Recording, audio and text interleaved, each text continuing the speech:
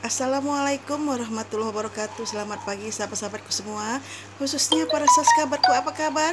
Saya berharap semua saskabarku selalu dalam lindungan Allah Subhanahu wa taala, dilimpahkan rezekinya, dipanjangkan umurnya, dan diberikan kesehatan baik lahir maupun batin. Amin. Dan untuk yang baru mengklik video saya ucapkan salam kenal. Nama saya Bu Sarika. Mohon bantunya untuk subscribe channel YouTube saya ya. Terima kasih banyak. Pada pagi hari ini saya ingin bercerita tentang kisah dari teman saya yang kehilangan calon bayinya pada usia kandungan ke-9 bulan. Cerita ini berawal dari teman saya yang sudah lama sekali tidak memiliki keturunan. Mereka menikah sekitar 10 tahun. Selama 10 tahun itu mereka sudah berikhtiar kemana-mana, tapi mereka belum dikaruniai momongan. Dan pada suatu hari teman saya ini hamil.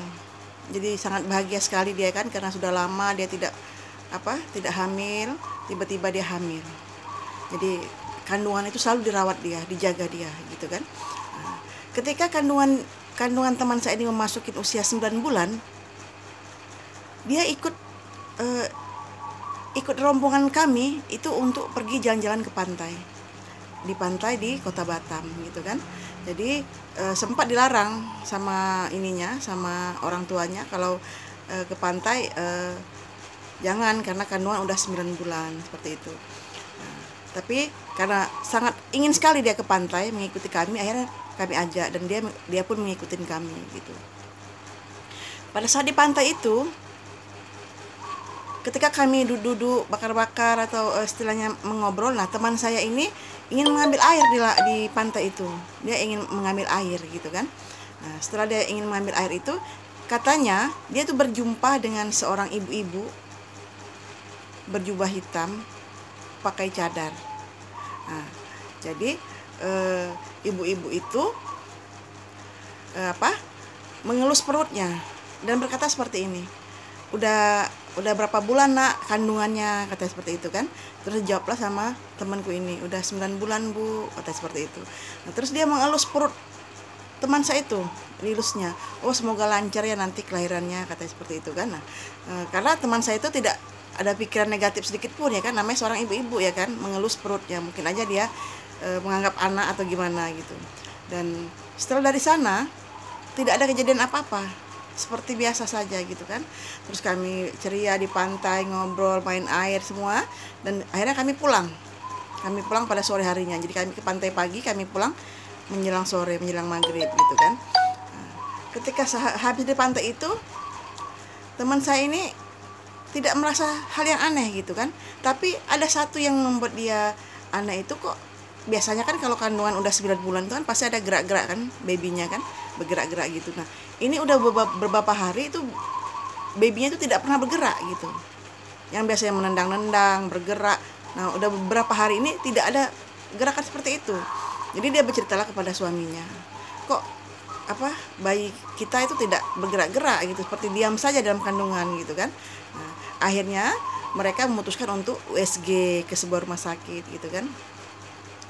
Ketika mereka USG, dokter yang mau USG itu sangat kaget sekali, terdiam. Jadi bertanyalah teman saya ini, kenapa ya dokter, ada apa gitu kan gitu. Jadi ibu harus segera dikuret, kata dia, harus segera dioperasi. Karena dalam USG itu kandungan teman saya itu tidak ada bayinya lagi, hanya berupa gumpalan-gumpalan darah kental gitu. Pingsan lah teman saya ini, shock dia ya kan gitu. Jadi akhirnya dokter memanggil suaminya, menjelaskan ini kejadian yang tidak masuk di akal gitu kan. Dalam dunia medis mereka pun bertanya-tanya, ini kami tidak tahu, tapi dari hasil USG teman saya itu, janin yang ada di kandungan itu sudah hilang. Yang ada hanya gumpalan darah-darah hitam. Jadi kata dokter ya harus dikeluarkan darah itu karena akan membahayakan ibunya, seperti itu. Nah, akhirnya dioperasilah teman saya itu. Jadi dikuret perutnya itu, memang yang keluar hanya darah hitam dan bayinya betul-betul tidak ada. Shock sekali teman saya itu. Tapi ya mau gimana lagi ya kan, memang janin udah tidak ada, udah kosong. Nah, dia teringat dengan ibu tua yang pakai jubah hitam tadi gitu kan. Nah, yang mengelus perutnya seperti itu. Nah, apakah itu manusia ataukah itu apa gitu kan, seperti itu.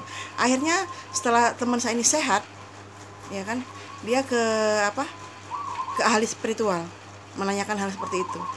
Nah, ahli spiritual ini berkata kalau kejadian itu memang ada dan kadang terjadi juga, di mana orang-orang yang berilmu hitam itu kadang mengambil tumbal dari kandungan-kandungan yang berusia 9 bulan.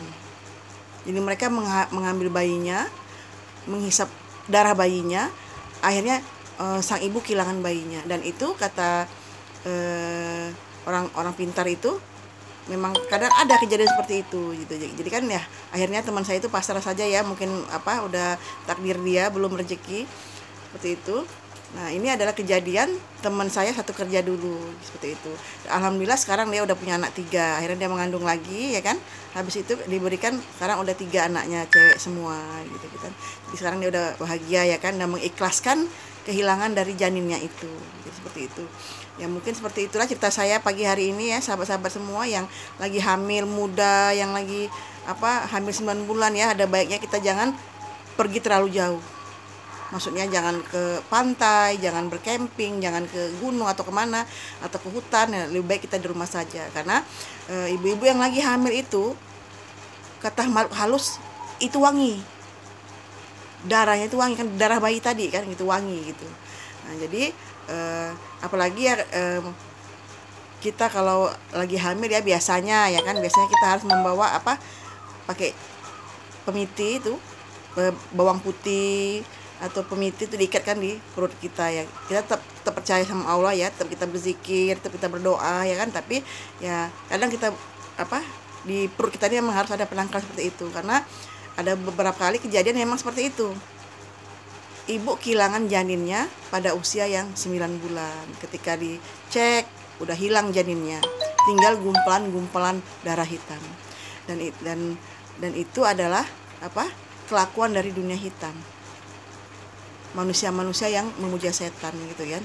Jadi manusia-manusia yang mencari tumbal mungkin untuk kekayaan, mungkin untuk kekebalan atau nah mereka mencari tumbal-tumbal seperti itu. Jadi untuk ibu-ibu yang mengandung itu ya ada baiknya di rumah saja sampai janinnya lahir gitu, untuk menjaga hal-hal yang tidak diinginkan. Jadi seperti itu cerita saya, dan ini memang cerita nyata, cerita dari teman saya kerja semasa saya kerja dulu. Dan alhamdulillah sekarang dia udah bahagia dengan ketiga putri-putrinya. Oke, terima kasih atas yang sudah menonton video saya. Mohon bantuannya untuk subscribe dan YouTube saya ya. Terima kasih banyak. Assalamualaikum warahmatullahi wabarakatuh. Selamat menjalankan ibadah puasa dan selamat menyambut Hari Raya Idul Fitri. Amin.